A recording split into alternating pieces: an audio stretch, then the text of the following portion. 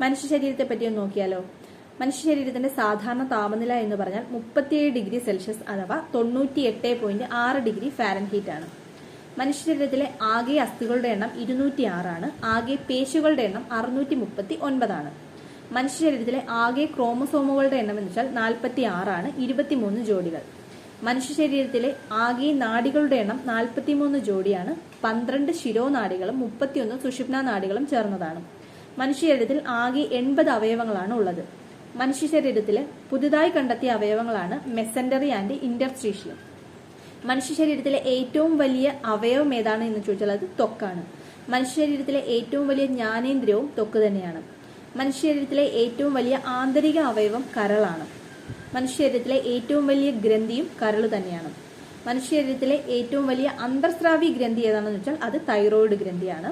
മനുഷ്യ ശരീരത്തിലെ ഏറ്റവും വലിയ അസ്ഥി ഭീമറാണ്. ഏറ്റവും ചെറിയ അസ്ഥി സ്റ്റേപ്പിസ് ആണ്, ചെവിയിലാണ് കാണപ്പെടുന്നത്. മനുഷ്യ ശരീരത്തിലെ ഏറ്റവും നീളം കൂടിയ കോശം ഏതാണെന്ന് വെച്ചാൽ അത് നാഡീകോശമാണ്.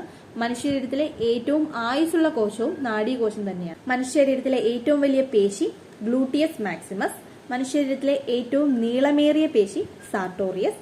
മനുഷ്യ ശരീരത്തിലെ ഏറ്റവും ചെറിയ പേശി സ്റ്റേപീഡിയസ്. മനുഷ്യ ശരീരത്തിൽ ഏറ്റവും കൂടുതൽ കാണപ്പെടുന്ന മൂലകം ഓക്സിജൻ. മനുഷ്യ ശരീരത്തിൽ ഏറ്റവും കുറവ് കാണപ്പെടുന്ന മൂലകം മഗ്നീഷ്യം. മനുഷ്യ ശരീരത്തിലെ ഏറ്റവും കൂടുതൽ കാണപ്പെടുന്ന ലോഹം കാൽസ്യം. മനുഷ്യ ശരീരത്തിലെ ഏറ്റവും കാഠിന്യമേറിയ ഭാഗം ഇനാമൽ. നട്ടലിലെ ആദ്യ കശേരുവിന്റെ പേര് അറ്റ്ലസ്. നട്ടലിലെ അവസാന കശേരുവിന്റെ പേര് കോക്സിക്സ്.